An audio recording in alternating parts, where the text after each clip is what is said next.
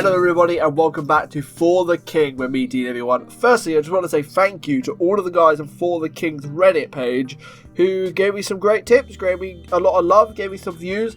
If you're over from that Reddit, thank you very much for doing that. The first episode is now out. This is the third episode. The second one's recorded, but the second one isn't out yet. It's been edited, it's been done, it's ready to go, but haven't uploaded it yet.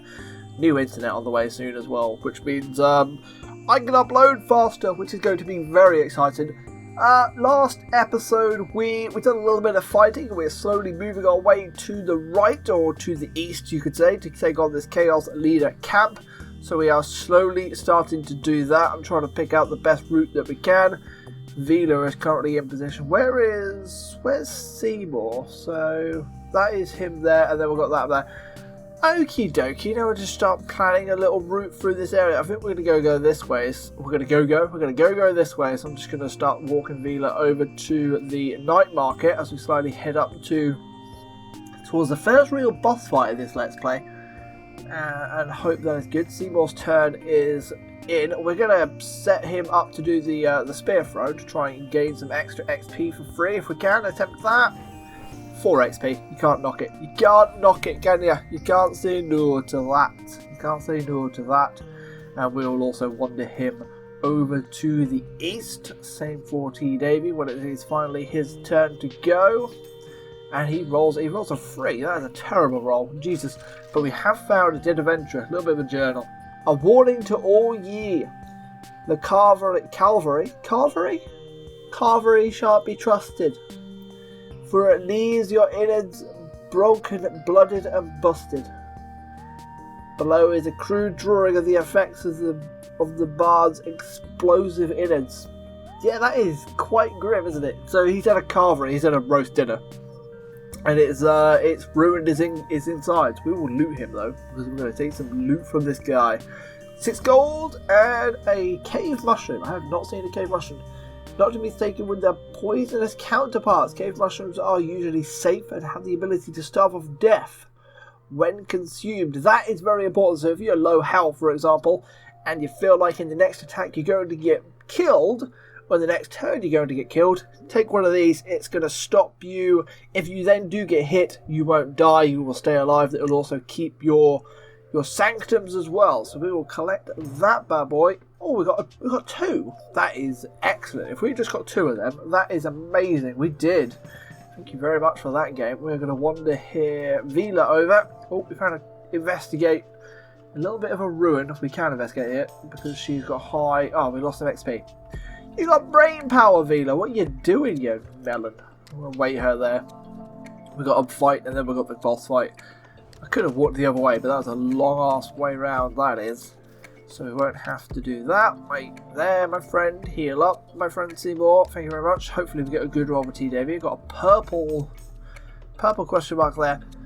That's such a bad roll. Why would you roll so poorly? That is terrible. I probably could have done with taking. Can I? No, see, I can't even fight this guy. I don't think without. Yeah, see, T Davy wouldn't be in this fight, so we might as well just wait. Might as well wait and get all 3 guys in the fight to try and clean it up as fast as we can. Oh, he's now disappeared. That's excellent, meaning we can just walk straight into this fight against the Chaos Leader. There's 2 people in this fight, we're going to have to do it. We could ambush, but that's not exactly the greatest chance. We're just going to go for a normal standoff fight, Chaos Leader.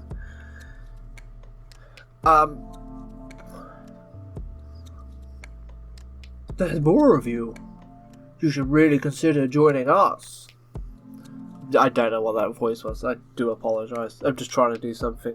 Instead of reading it normally. I went a little bit Smeagol then, didn't I? Yes.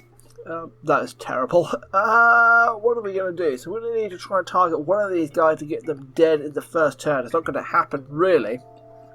Looking at this, what we're going to do is we're going to attack this guy because he's got no shield with the physical attack. Bang, that's 5 damage. Now, Vila with an aerial attack damage could do damage to both of them, but I'm thinking just get this guy out of the way. He's going to get 1 attack. We can't particularly help any of that, so we're going to have to just suck 1 round of them having attacks up Hopefully we're not going to get too inflamed. Oh, we've all been inflamed. I spoke that one up, didn't I? And that is a good battle axe up against T Davy, which is probably the man we want to be targeting because he is the guy who has all of the shields and stuff. Now we have a choice. Do we want to... So if we get a perfect smash damage off here, we're going to kill the second class leader. So I'm going to drop a couple of points into this. I still fail. Excellent. So we're going to do 4 damage. That is terrible. Without further ado, I'm going to try and pierce your armor with a perfect spear. Thank you very much for that. And I can do 4 damage. Are you serious? I'm going to just take one of these guys out. So we'll do the surge attack and try and yeet one of you out, and we fail that as well. I was reading you guys in the Reddit were saying, you know, you have to accept sometimes the game will screw you over and you will die and you can't do anything about it. So if you're new to this game and you haven't played it and you're like, oh, I just keep dying and dying and dying, it's just one of them things. The game every now and then will just say, nope, it's your time to die because of RNG and the way that the dice rolls. There is a sense of luck to it as well. So having a perfect playthrough, for example, keeping all of your lives is very, very hard and very, very rare to do. So we will expect to lose some at some point. We will take the loot, but we won't equip it because it's not really your main. So I suppose free. I probably could be doing collecting that. We've now got rid of this chaos off the bar. I forgot to read that. The chaos has diminished. We have a chance. The voice is going to change every episode. Maybe there's something special about you, laddie. I want to throw in the laddie just because it's good. And now we have a chance to go to the glittering mines. I've managed to open the glittering mines. Head down there where you'll be good and ready. When you are good and ready. Purge the glittering mines in the Guardian Forest. Oh, yes. Oh, and if you can spare some time, I've lost the greatest supplies that I desperately need in order to carry out my royal duties. Please find it for me. I don't know why I've gone Yorkshire. I do apologise. I don't know why I've gone like...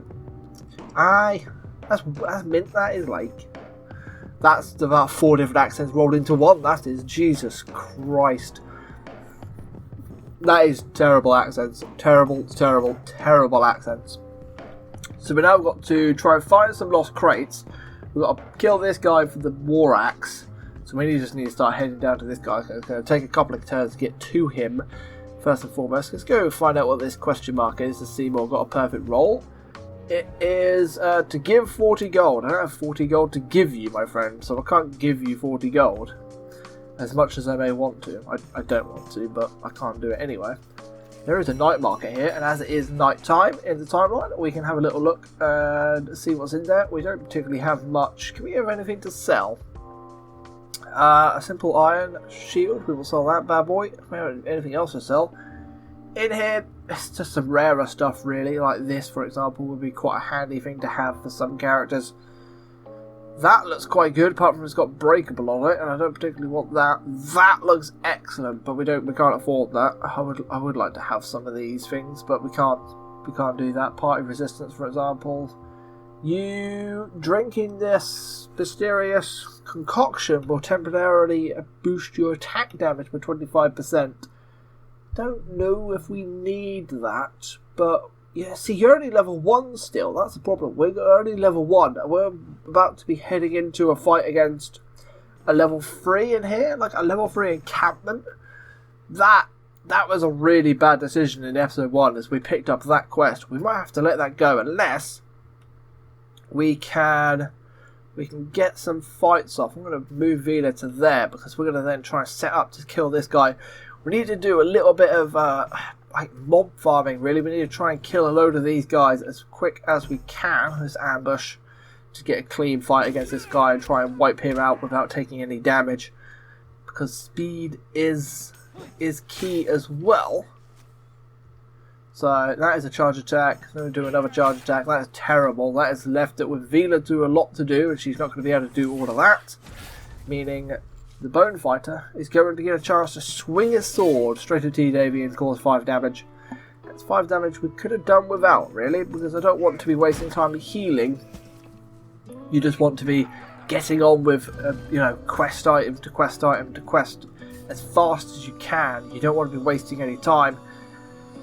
This is an interesting robe that I think we'll put on Seymour because it's going to boost his awareness. It's going to take his talent down a tad, but a little bit of armor, a little bit of resistance, and more evasion to make him even more evasive, which is going to be handy to have. So he's going to have the Traveler's Tunic. I'll just step here, and we're going to leave the frick alone. We will step here, and do we want to do anything in the market? Maybe. Let's have a little look at the market and see if there's anything about. We could improve the awareness and our evasion and speed yet again with these Traveler's Boots if we wanted to. Thinking maybe a weapon though, because we need to be doing a little bit more damage. Damage against beasts. What is this encampment over here? Can we just find out what this encampment is very quickly? What are you? Scary ghosts. So that'll be the spirits. So that'll be a spirit modifier. That is the wrong button. That is what it wants. There's nothing that does extra damage to spirits I don't see. So what we're going to want is just something that does more damage. In fact, and also this one is one-handed, meaning he could have a shield as well, I think that's how that works. He could then pick up a shield, so we could pick up that guy for the armor, buy it equipped, and then maybe we can pick up this guy as well, buy it equipped. There we go. That'll just improve his evasion as well. Sell some stuff as get rid of that. So what don't we want? Oh, we have the core staff that I never equipped. I'm a donut. Forgot about that last episode. We're going to get rid of that. We don't want that. Sure, Frost and Stun. Yeah, we'll get rid of that. We don't want the Barbet. We don't want the Flute. We don't want the Hunting Spear. And we don't want the old shield. Our evasion is nearly up to 30. That's good. That will recoup us a little bit of money. Is there anything else we want to be picking up? If we can. Apparently these guys need to be picking up because there's a fight coming up with lots of these. So I'm going to pick up as many of them as I can, and then we'll end our turn by stepping one more time. I need more fights, so we're going to probably step to set up to fight one of these guys in here, if we can. Now it's T. Davies' turn to have a little wander into town. Well, he's not going to make it. Yeah, he's going to make it all the way into town. Is there anything we can add to T. Davies' arsenal to improve him? This will be an interesting change because he has got higher vitality than he has strength, and 9 physical damage is not exactly terrible. And it would be an interesting, because of that higher speed, and it improves his crit chance as well. That speed would bring him up to about 68, which would make you attack a little bit more often. That is a change that we could make to the way that T. Davies playing at the moment. I'm not sure if that's the way to go though. Let's buy and equip it. Let's go that direction. Let's change T. Davy up a little bit. We'll keep the hammer though. We're not going to get rid of it. We're going to keep the hammer because in some fights the hammer might be helpful. And we will end his turn in the town. Now it's Vila's turn. We're going to step to the ruin to investigate it, to try and recoup the 4 XP that we lost in the ruin that we just done a little while ago. And then we will step to the Bone Trickster. Oh, there's another thing to investigate. A stone circle for an extra max focus. I'm going to have to go for it. Lose all focus. That is bad news bears on that one. That is dreadful. That means all of our guys are out of focus, so none of them have got anything. Do we want to go for an ambush? No. I think... Well, I would like to fight, but the problem is this guy steals your money. So we're going to have a gamble. Yeah, we have failed. That is dreadful. If that Catapult gets a chance off, so we're going to have to try and target him. That is some nice little ice damage there. I want to get this guy dead, because if he starts doing damage to us, he is going to ruin our money supply. He's going to take some money off, potentially Vila, and take 22 gold away, which we do not want.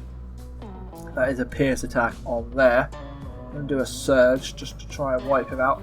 We're not getting very good rolls at the moment, are we? We're not getting the greatest of luck.